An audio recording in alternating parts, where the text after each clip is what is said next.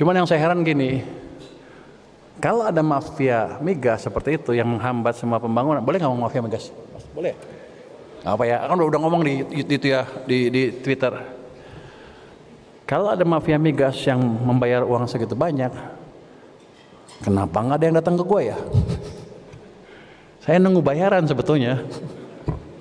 Cuman nggak ada. Tapi itu salah satu lawan kita yang harus kita lawan. Dan kalau presiden arahnya jelas, direction jelas, hajar. Jadi kalau dia macam-macam sama saya hajar nanti. Tapi kan sekarang lagi kejar-kejar ya, salah satu mafianya.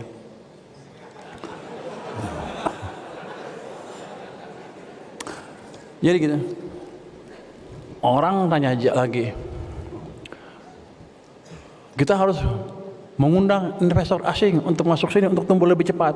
Tanpa FDI, tanpa investor asing, kita nggak mungkin pertumbuhan ekonomi cepat. Yang harus kita ingat adalah investor asing tidak datang ke sini untuk membangun ekonomi Indonesia. Emang kita siapa? Dia datang ke sini untuk menikmati kue pertumbuhan ekonomi Indonesia. Jadi modalnya apa? Kita ciptakan pertumbuhan ekonomi yang cepat, iklim investasi yang baik. Udah ada tadi semuanya. Begitu terjadi, mereka akan beramai-ramai masuk ke sini, saya akan jual mahal sedikit. Ngapain saya minta-minta? Kalau mau masuk, oh iya, saya di atas, tangan kita di atas, tapi kita minta.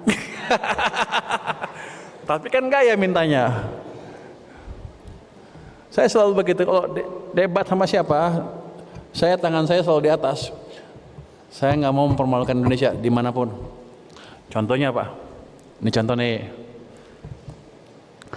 Suatu saat Indonesia berdiskusi dengan Bank Sentral Cina untuk menaikkan bilateral agreement di mana kita bisa pakai uang yuan di sini, Cina pakai rupiah di sana.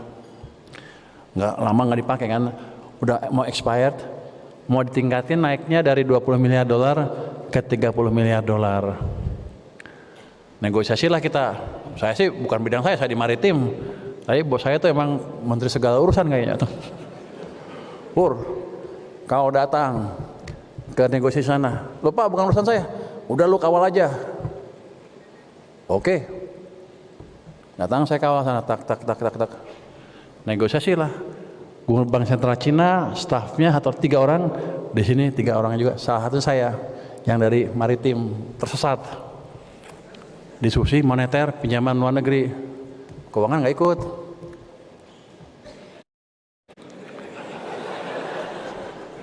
Biar kita hajar terus dia tuh. Biar sama gabut dia nggak kerja. Komisaris lagi.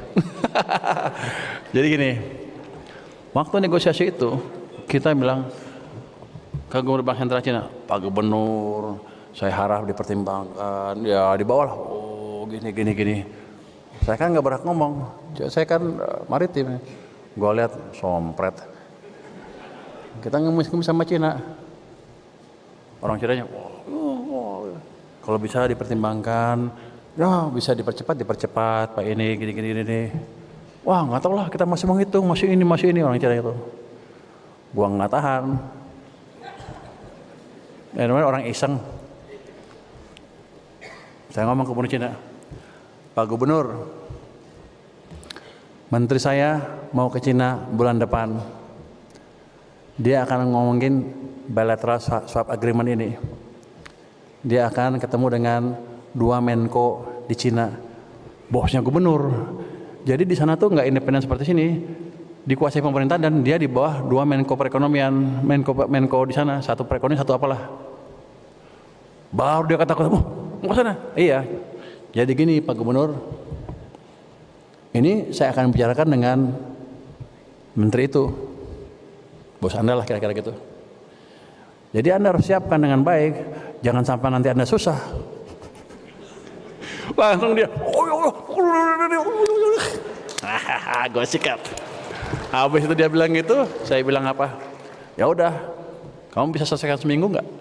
Bisa. Jadi walaupun kita minta duit, kita hajar dia. Menang, kita menang.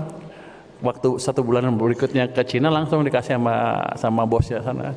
Jadi kita nggak even minta persetujuan si gubernurnya, kita masuk ketemu ke atasnya. Waktu even nggak ini makan siang, Pak Luhut bilang, gimana masalah itu bilateral? Oh sudah, kita itu udah CRS, kita makan aja sekarang. Jadi 1 detik selesai. Besoknya tanda tangan.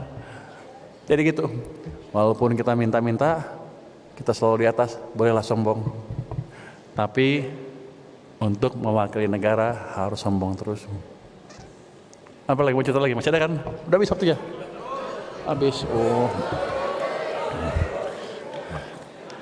Udah habis katanya waktunya. Oh, belum. 1 cerita lagi ya. Apa lagi ya? Kalau ini habis orang bilang si Purbaya nggak pengalaman internasional apaan. Tahu nggak Anda wilayah udara Singapura? Udara yang dikendalikan oleh Singapura, FIR, Flight Information Region. Kan baru dikembalikan ke Indonesia baru-baru ini kan, setelah sejak tahun 40 dikuasai Singapura. Jeleknya apa? Karena wilayah udara traffic controlnya diketuai Singapura, kalau presiden mau ke Riau, dia minta izin Singapura. Karena mereka yang kontrol wilayah udaranya. Angkatan udara kita mau ke Natuna, dikendalikan oleh Singapura. Kacau lah. Dulu pernah ada usaha untuk mengembalikan itu, cuman susah sekali. Karena orang kita juga senang itulah. Mata-mata Singapura sampai Indonesia. Waktu rapat mengenai masalah itu, saya rapat dalam 1 jam sampai ke Singapura.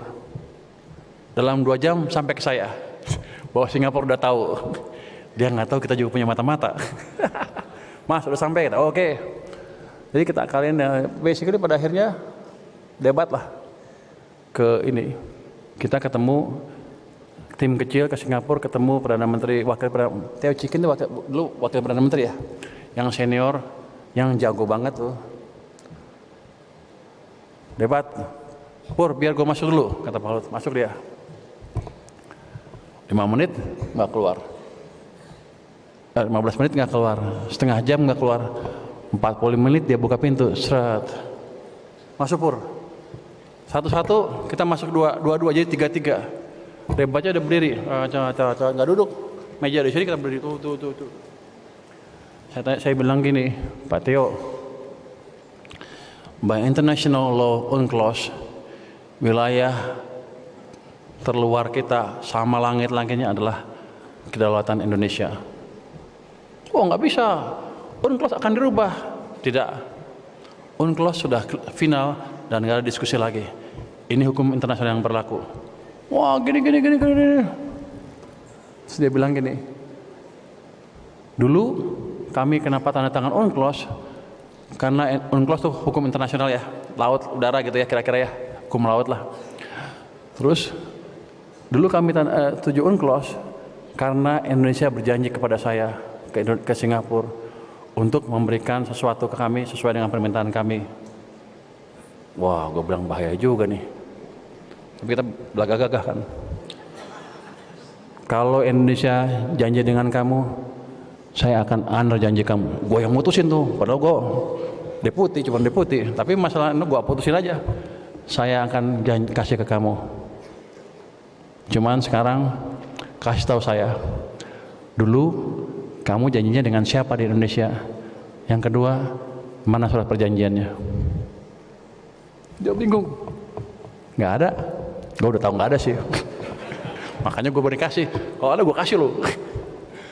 Nggak ada. Ya udah, kalau nggak ada kita balik ke hukum internasional. Itu adalah wilayah Indonesia. Dia udah nyerah. Itu yang orang pintar nyerah sama saya, Pak.